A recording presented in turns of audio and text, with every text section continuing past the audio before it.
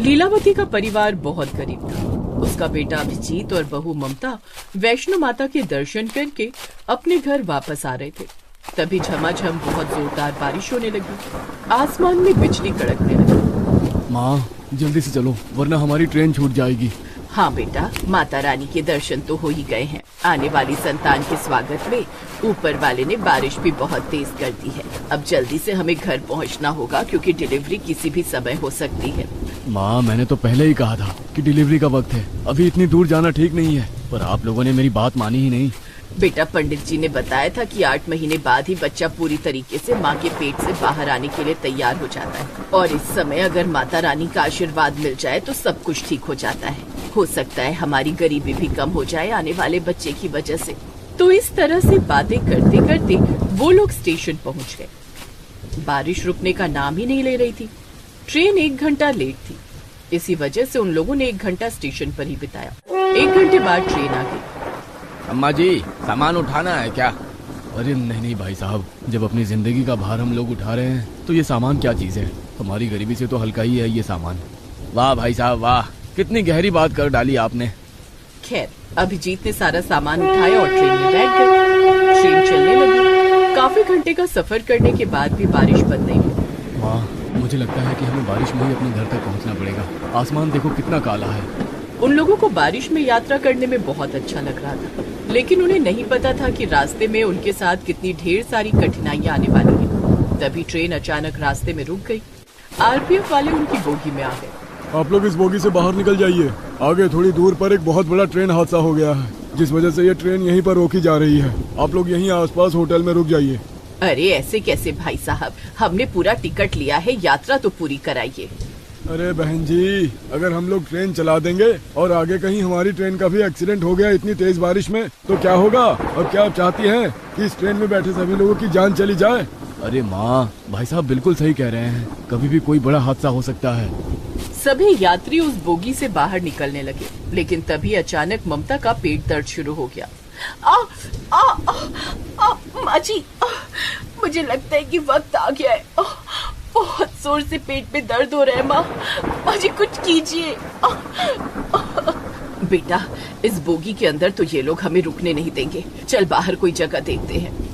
वो लोग ममता को लेकर ट्रेन के बाहर निकल आए। माँ, अब क्या किया जाए? हमारे पास इतने पैसे भी नहीं बचे हैं कि किसी अस्पताल ले चले या फिर कोई होटल ले सके। सारे पैसे तो खत्म हो गए। तभी अचानक अभिजीत की नजर रेल की पटरी पर कहीं दूर पर पड़ी, जहाँ पर किसी बहुत पुरानी ट्रेन की बोगी खड़ी हुई दिख रही थी। कुछ लोग उसी डिब्बे के अंदर घुस रहे थे।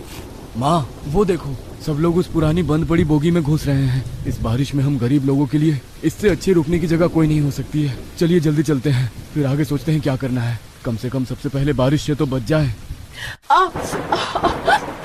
बाजी, अब मुझसे दर्द बर्दाश्त नहीं होता बाजी। अभिजीत ने थोड़ा सामान अपनी माँ को पकड़ाया और ममता को अपनी गोद में उठाकर तेज बारिश में भागता हुआ उस ट्रेन के डिब्बे के अंदर घुस गया, जहाँ पर बहुत सारे लोग पहले से ही मौजूद थे। अरे बहन जी, ऐसी कंडीशन में बहू को बाहर ले जाने की क्या जरूरत थी? बहन जी, अब क्या बताऊं मैं आपको, सब मेरी ही गलती है। आखिरी महीना चल रहा था और मुझे ही वैष्णो माता के दर्शन कराने थे अपनी बहू को। वो लोग सब बात कर ही रहे थे कि तभी ममता फिर जोर जोर से चीखने लगी। माँ जी, अब तो लगता है आपकी बहू की डिलीवरी इसी ट्रेन की बोगी में होगी। ऐसा कीजिए, जितने भी मर्द हैं वो लोग दूसरी बोगी में जाकर रुके। हम लोग जल्दी आप लोग को खुशखबरी देते हैं। बहू चिंता मत कर, हम सब तेरे साथ हैं। हम सब भी गरीब हैं और गरीबी की वजह से इस बोगी में रुके हुए हैं। उन लोगों की ये मदद देखकर अभिजीत और उसकी माँ लीलावती बहुत खुश हुए। अभिजीत और बाकी के आदमी दूसरी बोगी में जाकर ठहर गए। इधर सारी औरतों ने मिलकर ममता की डिलीवरी कर दी। उसका एक बेटा पैदा हुआ इस ट्रेन में। अभिजीत, बधाई हो, तू बाप बन गया। अभिजीत दूसरी बोगी में था। ये सुनकर वो बहुत खुश हुआ और उस बोगी में जितने भी आदमी थे वो भी बहुत खुश हुए। क्या बात है भाई साहब, इस बारिश में हम सारे लोग बहुत परेशान थे। आगे किसी ट्रेन का एक्सीडेंट हो गया है जिससे बहुत सारे लोग डरे हुए थे, लेकिन आपने बाप बनकर एक छोटी सी खुशी हम सारे लोगों को दी है। चलिए चलकर देखते हैं। माँ, क्या हम लोग उस बोगी में आ सकते हैं? हाँ बिल्कुल। अभिजीत के साथ उस बोगी में जितने आदमी थे वो लोग भी अब उस बोगी में आ गए जहाँ पर ममता ने एक बच्चे को जन्म दिया था। अब आप लोगों को परेशान होने की कोई जरूरत नहीं है। मैं एक अस्पताल में नर्स का काम करती हूँ पिछले 20 सालों से। मेरे पास कुछ दवाइयाँ और इंजेक्शन भी हैं। मैं लगा देती हूँ बच्चे को। कुछ देर बाद अंधेरा होने लगा और माइक पर किसी ने ऐलान किया, यहाँ पर आसपास जितने भी यात्री रुके हुए हैं वो वहीं पर रुके रहें, क्योंकि बारिश की रफ्तार बढ़ती जा रही है। हमारे आर्मी के जवान आपके पास ही मौजूद है। अगर किसी को भी कोई तकलीफ होगी तो वो उन्हें बचा लेंगे। अब जब तक बारिश बंद नहीं हो जाती, आगे का रास्ता क्लियर नहीं हो जाता, आप सब लोग सुरक्षित रहें। आप सभी को खाना मिलता रहेगा सरकार की तरफ से। तो अब रात को उन लोगों ने उस बंद पड़ी पुरानी ट्रेन की बोगी को ही अपना घर बना लिया।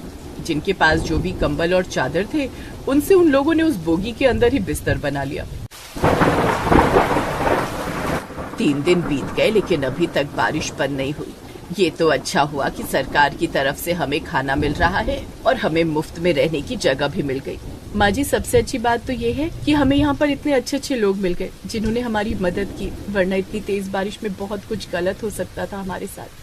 सब माता वैष्णो जी की कृपा है बहन जी। आप अपने होने वाले पोते के लिए ही माता वैष्णो के दरबार गई थी और उसके साथ ही कुछ गलत हो जाता, ऐसा तो हो ही नहीं सकता था। अब वो ट्रेन ही उस गरीब परिवार का घर बन चुका था। वहाँ पर जितने भी लोग थे सब एक परिवार की तरह रहने लगे। बहुत सारे लोगों ने मिलकर एक कठिन समय को भी कितना खुशनुमा बना दिया था। करीब 1 हफ्ते तक वो लोग एक साथ एक परिवार की तरह रहे। जब बारिश बंद हुई तब उनकी ट्रेन एक बार फिर से आगे चलने के लिए तैयार हो गई। 1 हफ्ते में ही हम सब एक परिवार की तरह रहने लगे थे। 1 हफ्ते पहले हम लोग एक दूसरे को जानते भी नहीं थे, पर अब बिछड़ते हुए बहुत बुरा लग रहा है। किसी ने क्या खूब कहा है कि आते जाते खूबसूरत आवारा सड़कों पे कितने अनजान लोग मिल जाते हैं, उनमें से कुछ लोग भूल जाते हैं, कुछ याद रह जाते हैं। जिंदगी के किसी न किसी मोड़ पर एक बार हम लोग फिर कभी मिलेंगे। तो इस तरह एक दूसरे से विदा लेकर सब लोग अपनी अपनी सीट पर बैठ गए। ट्रेन एक बार फिर से चल पड़ी। अभिजीत अपनी माँ, अपनी पत्नी और अपने नवजात बच्चे को लेकर जैसे ही अपने घर पहुंचा, वहां पर घर था ही नहीं। वहां चारों तरफ दलदल था। वो लोग हैरान हो गए।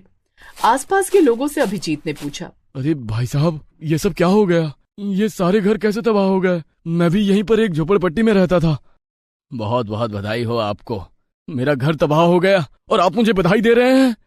मैं बधाई इसलिए दे रहा हूँ क्योंकि आप लोग कम से कम जिंदा तो हैं। आप यहाँ से सही टाइम पर निकल गए थे, क्योंकि आपके जाने के बाद यहाँ पर इतनी खौफनाक बारिश और लैंडस्केप हुआ जिससे सारे घर तबाह हो गए। घरों में लोग चैन की नींद सो रहे थे, लेकिन सोते सोते ही वो लोग भगवान को प्यारे हो गए। ये लहरें उनकी जिंदगी अपने साथ बहा ले गई। ये सुनकर अभिजीत, ममता और लीलावती की रूह कांप गई। अभिजीत भी अपने परिवार के साथ स्टेशन के पास ही बनी झोपड़पट्टी में रहता था, पर अब वो भी नहीं रही। माँ, वो देखो, सामने एक बोगी खड़ी है, उसमें ही रहते हैं चलकर। वैसे भी हमें बोगी के अंदर रहने की आदत हो गई है और इस खराब मौसम में झोपड़ी बनाकर रहना ठीक नहीं है। वो लोग एक ट्रेन की बोगी में ही रहने लगे। कुछ महीनों बाद सरकार की तरफ से वहां पर जितनी झोपड़पट्टियां तबाह हो गई थी, उन सभी लोगों को रहने के लिए पक्का घर दे दिया गया। सरकार ने जो कॉलोनी बनाई थी, उन्हीं कॉलोनी में अभिजीत के परिवार को वही सारे लोग एक बार फिर मिले जिन्होंने ममता की डिलीवरी में उनका साथ दिया था। हमने आप लोगों से कहा था ना कि एक बार हम लोग फिर से मिलेंगे, और देखो भगवान ने हमें हमेशा के लिए एक जगह ही मिलवा दिया। तो इस तरह से अब वो सारे लोग एक साथ खुशी खुशी पक्के मकान में रहने लगे और मेहनत मजदूरी करके अपनी जिंदगी बिताने लगे।